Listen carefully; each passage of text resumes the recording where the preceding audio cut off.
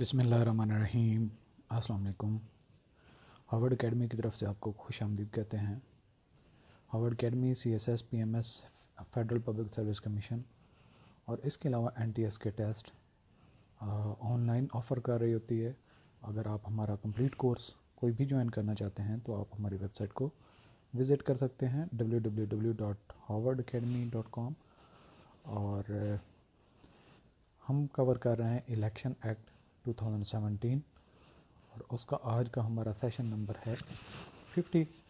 और इसमें हम आज सेनेट के इलेक्शन के ऊपर बात करेंगे। सेनेट के इलेक्शन जो होते हैं इसमें हर एक आपको याद रखना चाहिए कि ये सेनेट का हाउस है और इसमें रिप्रेजेंटेशन इक्वल होती है, यानी कि इक्वल रिप्रेजेंटेशन है किसकी, तमाम सूबों की। अगर हम इसको इस तरीके से डिवाइड कर दें, ये ICT है, इस्लामाबाद कैपिटल टेरिटरी, जिसको आप दरमियान में सेंटर से ज़ाहिर कर सकते हैं। बाकी ये पंजाब है, KPK, इसके अलावा बलूचिस्तान और सिंध। और साथ में आप एक पट्टी ये जोड़ सकते हैं, ये है एक्स फाटा की। अब फाटा नहीं है तो पहले फाटा का भी इक्वल जो उसकी रिप्रेजेंटेशन होती थी। अच्छा, इसी तरीके से बाकी गिलगित बल्तिस्तान के भी अब इलेक्शन चूँकि हो चुके हैं, वहाँ पे भी उनको भी रिप्रेजेंटेशन के लिए शायद कुछ ना कुछ उसका हो। अब बात यह है कि सिंपली आप ये याद रखें, एक मेन पॉइंट, आगे निटी ग्रिटी में हम जाएंगे कि हर सूबे को यहाँ पे इक्वल प्रपोर्शन मिलता है, यानी कि तकरीबन 104 अगर तादाद है तो उसमें फ़र्ज़ किया 2 फाटा के हैं और 2 ICT के हैं। बाकी 25-25 मेंबर जो हैं हर एक सूबे के सेनेटर्स होते हैं। ठीक है, यहाँ पे आबादी का नहीं है। जो नेशनल असम्बली के इलेक्शन होते हैं वो आबादी के हिसाब से MNAs हर सूबे से आए होते हैं नेशनल असम्बली के अंदर, तो वो आबादी की प्रपोर्शन को रिप्रेजेंट कर रहे हैं। सेनेट इस चीज़ को कंट्रोल करता है। अब पंजाब की आबादी ज़्यादा, उनके MNAs ज़्यादा होंगे, नेशनल असम्बली से ज़्यादा बिल पास हो जाते हैं। और कोई ऐसा बिल पास होता है जो कि जो छोटे सूबे हैं उनको मुतासर कर सकता है, तो जब बिल सेनेट में जाता है तो वो उसको रोक लेते हैं ताकि किसी की हक तलफी ना हो, या फिर एक जो भी कानून पास हो रहा है उस पे सही तरीके से अमल दरामद हो। तो ये एक तो आपने माइंड में याद रखना है कि इनकी सेनेट की जो कंपोजिशन है वो किस तरीके से रिप्रेजेंटेशन दी जाती है। इसके बाद अगला पॉइंट आ जाता है, आपने जो याद रखना है कि जो सेनेट है, अब हम सिर्फ सेनेट की बात कर लेते हैं कि सेनेट के जो मेंबर्स हैं, अब उनकी जो इलेक्शंस होते हैं उनको इलेक्ट कौन करता है। उनके इलेक्शंस जो प्रोविंशियल असम्बलीज होती हैं और नेशनल असम्बली होते हैं, उनके जितने मेंबर्स होते हैं जो पहले से इलेक्टेड होते हैं वो उनको वोट देते हैं और उनसे वो मतलब उनकी जो इलेक्शन होता है और वो जो भी नॉमिनेशन जिनने करवाई होती है वो जीतते हैं। तो इसमें जो प्रोविंशियल असम्बली यानी कि बलूचिस्तान की है, तो वो जो बलूचिस्तान से रिप्रेजेंट कर रहे होंगे सेनेटर्स या कैंडिडेट होंगे उनको वोट देंगे। और नेशनल असम्बली के भी सेम इस तरीके से। तो इस तरीके से इनकी वोटिंग होती है और हर एक असम्बली यानी कि पंजाब की जो असम्बली है सूबाई, बलूचिस्तान की है, KPK की है, सिंध की है, उनके भी अलग से वोटिंग होती है और वो वोट कास्ट करते हैं। और जो उनके सेनेटर्स होते हैं हर एक के हिस्से में जितने आते हैं, और फिर नेशनल असम्बली के फिर एग्रीगेट करके देखा जाता है कि किसका क्या रिज़ल्ट रहा, कौन जीता कौन हारा। अच्छा, ये भी बात आपको क्लैरिफाई कुछ किसी हद तक हो चुकी होगी। अब आगे चलते हैं कि सेनेट के जब इलेक्शंस होने होते हैं तो सबसे पहले तो कमीशन ने ये कंडक्ट करना है सेनेट का इलेक्शन, वो अनाउंसमेंट करता है। और जब अनाउंसमेंट हो जाती है कि इलेक्शंस होंगे सेनेट के, तो फिर वो एक डेट भी देते हैं कि इस डेट से लेके इस डेट तक नॉमिनेशन पेपर्स जमा करवाएं, दरखास्तें दें जो है इस इलेक्शन में हिस्सा लेना चाहते हैं। ठीक है, जब ये क्लोजिंग डेट आ जाएगी, यहाँ पे क्लोजिंग डेट आ जाती है कि जी फ़र्ज़ किया 1 महीने की 10 तारीख जो है वो क्लोजिंग डेट है आपके नॉमिनेशंस के लिए। उससे अगले दिन जो है वो एक लिस्ट लगती है कि ये इनकी नॉमिनेशन की थी, एक दिन छोड़ दिया जाता है जो कि नॉमिनेशन को पब्लिश कर दिया जाता है कि इतने लोगों ने डॉक्यूमेंट्स या जो उम्मीदवार होने के लिए जमा करवाए। अब यहाँ पे एक और अगली डेट दी जाए जिसमें स्क्रूटनी होगी, ठीक है। अब यहाँ पे राइटिंग ज़्यादा अच्छे तरीके से नहीं हो सकती तो आप अपने तौर पे कर सकते हैं। जब हम टेक्स्ट पढ़ होंगे तो आप मज़ीद भी इसमें जो निटिग्रिटी आप उसको ऐड अप कर सकते हैं लाइन लगा के। तो जहाँ पे ये स्क्रूटनी जब हो जाएगी तो एक लिस्ट पब्लिश होगी कि जी स्क्रूटनी में ये रिजेक्ट हुए, ये फलां हुए, और उसके लिए फिर डेट दी जाएगी कि ये अपील की डेट है, यहाँ तक आप अपील कर सकते हैं जिनको फैसलों पे एतराज़ है। जब अपील करने की ये लास्ट डेट क्लोज़ हो जाएगी, उससे अगला दिन जो फिर है उनकी स्क्रूटनी करने के बाद रिवाइज्ड लिस्ट लग जाएगी। रिवाइज्ड लिस्ट लगने के बाद फिर उनको डेट दी जाएगी कि इस डेट तक आप लोग विदड्रॉ कर सकते हैं जिन्होंने इलेक्शन में हिस्सा नहीं लेना।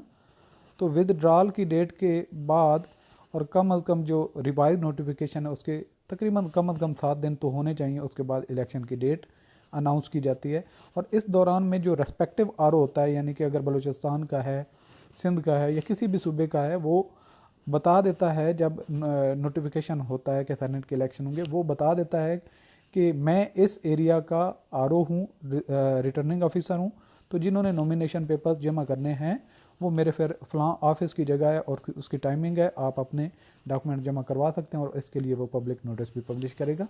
तो ये ओवरऑल तरीक़ेकार होता है सेनेट के इलेक्शंस को कंडक्ट करने की तरफ। एक जो सेक्शन 107 जो कि हम पढ़ने वाले हैं, इसमें सारी चीज़ें डिटेल से बताई गई हैं। तो अगर आप ये कुछ चीज़ें जो हैं जो मैंने सिंपल बताई हैं, मोटी मोटी बातें, अगर आपको समझ आ गई हैं तो ये सेक्शन आपके लिए प्रॉब्लम नहीं है। अच्छा जी, notification for election. The commission shall by notification in the official gazette. कहाँ पे इलेक्शन नोटिफिकेशन देगा? ऑफिशियल गजट में। क्या कहेगा? Call upon the members of the assembly of the province and national assembly और एज द केस में भी, यानी कि फाटा है या ICT है, members of the national assembly elected from the federally administrative tribal areas to elect such number of members to the senate from that province, कि वो अपने अपने सूबे से सेनेटर्स को मुंतखब करें। इस्लामाबाद कैपिटल टेरिटरी की सेम बात है, अलग अलग से एज द केस में भी, और फाटा की भी सेम बात is specified in the notification. आगे क्या बात की गई है? सब सेक्शन 2 है, the commission shall in the same notification fix. ये जो नोटिफिकेशन होगा इसमें फिक्स क्या किया जाएगा? Point A, the last date for making nomination, कि जिन्होंने दरखास्तें देनी है वो दें, उसकी लास्ट डेट क्या होगी? Which shall be the second day after the publication of the notification, यानी कि जब ये नोटिफिकेशन पब्लिश किया जाएगा उससे अगले दिन नॉमिनेशन के लिए वो डॉक्यूमेंट जमा करवा सकते हैं। If that day is a public holiday, the next succeeding day which is not a public holiday, तो फिर उससे अगला दिन छुट्टी के बाद का जो वर्किंग डे का दिन होगा उसको वो नॉमिनेशन पेपर जमा करवा सकते हैं। Point B, the last date for publication of the names of the nominated candidates which shall be the day following the last date of filing of nomination paper, यानी कि ये 10 से लेके 15 तक अगर डेट रखी गई थी और 11 तारीख को अगर अनाउंसमेंट हुई थी, 9 तारीख को अनाउंसमेंट हुई थी कि सेनेट के इलेक्शन हों के अपने नॉमिनेशन पेपर जमा करवाएं, और ये स्टार्ट हो जाएगा 10 तारीख से और 15 को लेट्स सपोज ये क्लोज हो जाता है। तो यहाँ पे the last date for publication of the names of the nominated candidate which shall be the day following the last date of filing of nomination paper, यानी कि लास्ट डेट क्या थी? 15। अब 16 तारीख को जो है ये लिस्ट पब्लिश हो जाएगी नॉमिनेशन की। Further point C, the last date for the scrutiny of the nomination which shall be the third day following the last date for making nominations और if that day is a public holiday, the next succeeding day which is not a public holiday, यानी कि जो अब फर्ज किया ये last date क्या थी? 15 तारीख थी। 16 तारीख जो है इसमें एक दिन छोड़ के अगर अगला आखिरी दिन से थर्ड डे जो है इसमें वो स्क्रूटनी वगैरह होगी, यानी कि 17 तारीख को। पॉइंट D है further, the last date for filing of appeal against acceptance और rejection of nomination which shall be the second day following the last date for the scrutiny of nomination. जब scrutiny documents की जो date दी गई होगी उससे अगले दिन जो है वो अपील्स वो दायर कर सकते हैं और उन अपीलों पे भी फिर फैसला होना होता है। अच्छा, ये अपीलें जब दायर हो जाती हैं, last date for the scrutiny of nomination, और if that day is a public holiday succeeding day, मतलब जो यहाँ पे डेट आखिरी है उससे अगले दिन जो है अपील का डे होगा, और अगर वो छुट्टी का दिन है उससे अगले दिन जो वर्किंग डे होगा वो लास्ट उसका अपीलों का दिन हो जाएगा। यानी कि अगर इतवार आ गया तो सोमवार का दिन जो है, और जो भी छुट्टी का दिन चेंज भी तो हो सकता है।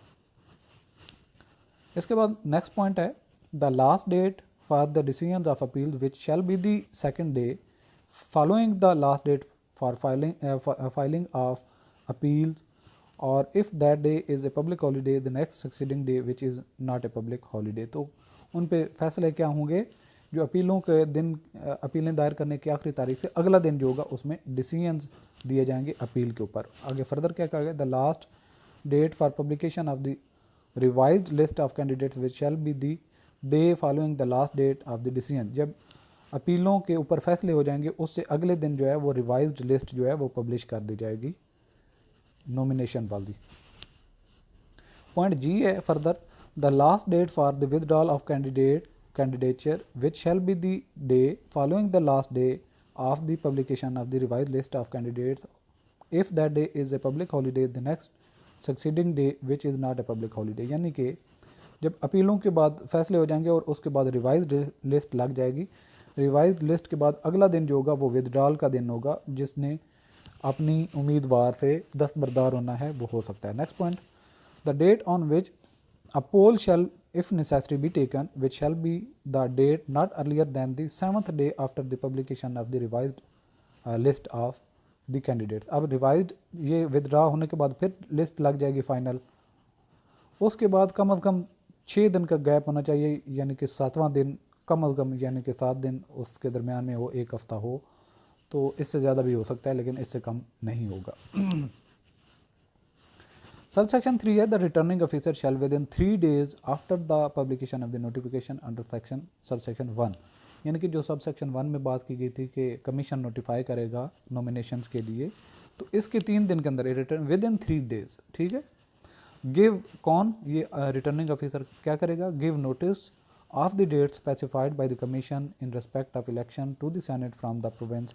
तो ये जो कमीशन ने डेट, जो पीछे हमने सारी बात की कि इस दिन इतने तक दरख्वास्त देने का टाइम होगा, किसी के रिजेक्ट हुए तो वो अपील करेगा, अपील पे फैसले होंगे, उसके बाद कोई विदड्रा कर सकता है, फाइनल रिवाइज लिस्ट आ जाएगी, उसके बाद इलेक्शंस की डेट होगी।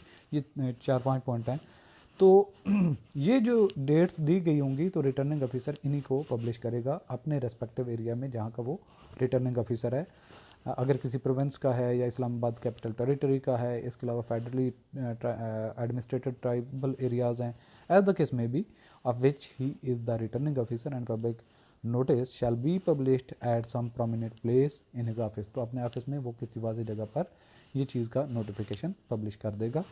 और फर्दर जो पॉइंट 4 है, सबसेक्शन 4 है, a returning officer shall by the public notice given under subsection 3 invite nomination specifying the time by which and the place at which nomination paper shall be received by him. तो वो अपनी इसी जो notification उसने publish किया होगा उसमें वो बताएगा कि मैं फ़लाँ मेरी जगह पे ऑफिस, उसकी लोकेशन है और इतने टाइम से इतने बजे तक आप अपने नॉमिनेशन पेपर वहाँ पे आके सबमिट करवा सकते हैं।